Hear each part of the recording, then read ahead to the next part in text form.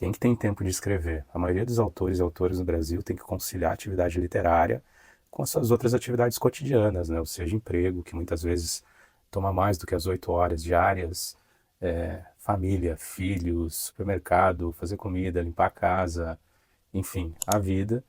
E aí, como que faz para conciliar tudo isso e ainda ter tempo para escrever? Fica aqui comigo que eu quero falar exatamente sobre isso hoje, como ter tempo para escrever.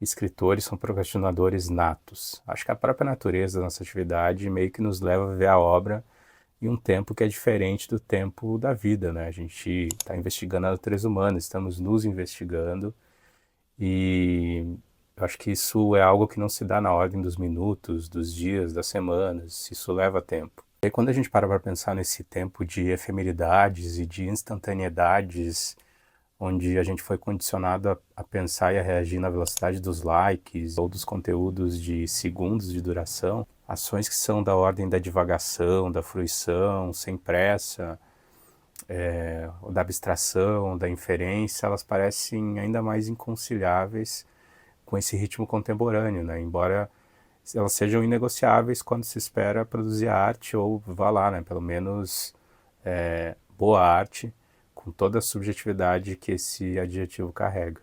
E claro, tem também fatores psicológicos, né, na ordem do psicológico, que nos fazem procrastinar. A nossa insegurança, por exemplo, talvez seja desses fatores mais determinantes. Mas eu tenho para mim uma opinião muito convicta, que é o seguinte: sempre desconfie de artistas que são muito seguros de si. Por que eu falo isso? Porque a arte vem das brechas, das sombras, do não necessariamente dito, das incertezas, dos medos, porque, de novo, nós estamos nos investigando enquanto a gente investiga a condição humana. E um artista plenamente seguro de si, que não tem dúvidas, que artista é esse, né?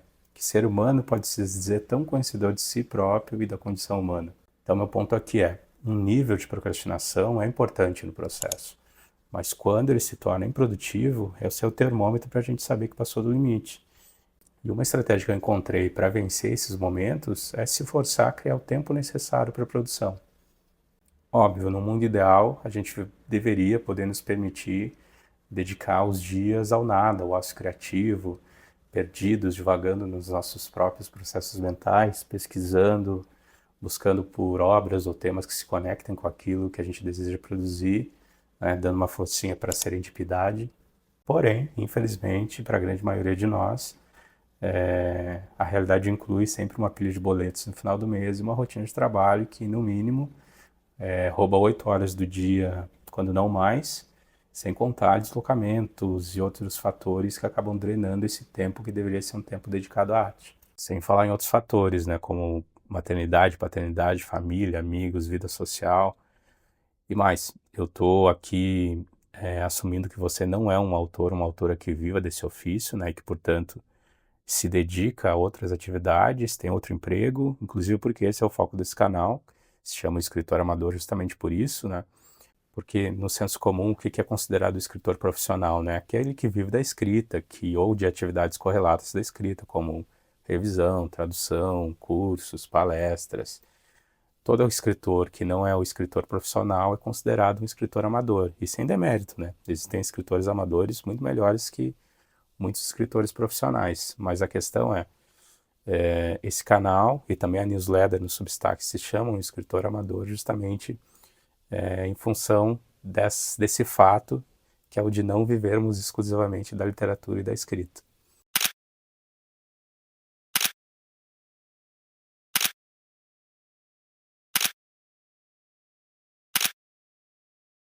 Mas aí vem a pergunta, como se forçar a abrir esse tempo? E uma das respostas que eu encontrei é criar janelas de tempo travadas no seu dia para se dedicar à produção. Tem aquele ditado que diz, né, que se você quer que alguma coisa seja feita, dê para uma pessoa ocupada essa tarefa. E beleza, é uma coisa que pode soar um pouco meio coach, mas eu até acho que tem uma certa verdade nisso, porque às vezes funciona. Embora eu não saiba como é a sua rotina, eu estou aqui pressupondo que você tenha condições de reservar ao menos 30 minutos diários dedicados à escrita, ou 15 que seja, ou melhor dizendo, dedicados à atividade de produção de um livro, que envolve outras atividades, outros processos além do processo da escrita, né? E embora não seja algo determinante, você pode usar a tecnologia a seu favor para isso, que é o que eu faço. Pessoalmente, eu uso aplicativos de organização de tempo que tratam o dia como blocos. Então você pode fazer isso em um simples calendário gratuito como o do Google, blocando um intervalo de tempo dedicado à sua produção. Mas a vantagem de usar aplicativos voltados especificamente para isso, para essa finalidade, é que visualmente você tem uma representação muito mais clara dos dias, né, organizados pelo tempo que você dedica a cada tarefa. E isso para mim ajuda bastante. Claro que a plataforma não é garantia de nada, ela não vai fazer o trabalho para a gente, né? Então é preciso assumir esse compromisso consigo mesmo, mas se você responde bem esses pequenos desafios diários, essas metas diárias, e se você costuma se sentir gratificado quando alcança esse tipo de esses pequenos objetivos, então pode ser que essa estratégia funcione para você.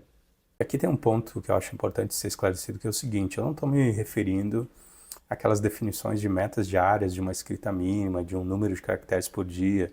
Embora eu até acredite que em alguns casos isso possa funcionar, não é disso que eu estou falando aqui. Estou falando de você blocar uma janela de 30, de 20 minutos diários, de uma hora, para se dedicar à sua produção. Porque às vezes a gente tem o tempo, a gente só não conseguiu encaixá-lo dentro dessa rotina diária, e quando a gente para fazer esse exercício, a gente acaba descobrindo que é possível encontrar essa janela. Então, se você blocar, por exemplo, uma janela de 30 minutos diários para se dedicar a essa produção e não escrever absolutamente nada, mas você pensar nisso por 30 minutos, ou por 15, ou por 40, ou por 20, isso já valeu o seu tempo. Porque se nessa meia hora você ficar longe das redes sociais, ainda que você esteja encarando uma tela em branco do computador, ou uma parede, ou o teto, já valeu o tempo. Porque eu tenho certeza que o seu subconsciente vai direcionar alguma energia para a produção a partir do momento que você sentou e se dedicou a fazer isso, pelo tempo mínimo que seja. Aí tem uma coisa de personalidade também, que é que eu não consigo me ater de maneira muito permanente ou nem sempre aos mesmos aplicativos. Então eu estou toda hora testando, buscando novas opções de plataformas, aplicativos, mas tem um em especial que me agradou muito, que ela se chama Timo. E nesse aplicativo você consegue ir blocando o seu dia e a interface mostra uma representação visual bem clara e minimalista das atividades que você blocou, né, que você foi definindo ao longo do dia. Inclusive, eles chamam a plataforma de um planejador visual diário. Então, é bastante customizável. Você pode contar com recursos de lembretes, timers para realizar sessões de foco e vários outros recursos que são bem interessantes, além do fato de ser um aplicativo pensado também para pessoas neurodivergentes, tanto com TDAH como aquelas no espectro. Eu gostaria de reforçar um ponto. Nada disso é imprescindível. Você pode blocar o seu dia escrevendo numa folha de papel, por exemplo, e colando na parede. Ou, como eu estou sugerindo, pode usar o dispositivo que está sempre na sua mão por um propósito um pouco mais nobre do que ficar rolando tela nas redes sociais, que é ajudar a produzir algo mais relevante, né? Não se prenda ao aplicativo, à plataforma necessariamente, se prenda mais à ideia de blocar o tempo e de colocar isso em prática da melhor forma, que se adapte melhor às suas condições, à sua personalidade, à janela de tempo que você vai conseguir abrir diariamente. Espero ter ajudado, eu sigo por aqui escrevendo, espero que você faça o mesmo aí do outro lado. E, por favor, se inscreva no canal, curta esse vídeo aqui, clica no sininho para receber a notificação, porque isso é importante, esse canal está começando. Quanto mais inscritos, mais likes, e quanto mais pessoas assistirem, mais força você dá para o canal. Obrigado, até a próxima.